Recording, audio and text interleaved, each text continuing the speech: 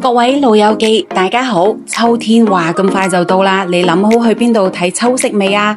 如果你鍾意大自然，又想舒舒服服行一轉，今次呢個壩上秋日油畫之旅真係啱晒你。烏蘭布統嘅秋天，成片金黃嘅草原，白樺樹閃閃發光，仲有楓葉染到姹紫嫣紅，成個山頭好似打翻咗嘅調色盤，靚到唔捨得眨眼。我哋仲包埋景區嘅勒勒車，喺裏面體驗下射箭、擠牛奶，睇下蒙古歌舞、馬術表演，好多嘢玩㗎。我哋仲會坐越野車深入草原，穿過松樹井子，風中白樺，一路影相打卡，真係每一張都可以做 wallpaper 㗎。去到萬里長城第一關嘅山海關，我哋包登埋上城樓，感受下紅關嘅豪情。世界上最大嘅皇家園林承德避暑山莊，我哋包埋景區車同埋耳咪，等你可以嘆住了解下皇帝點解年年都要過嚟呢？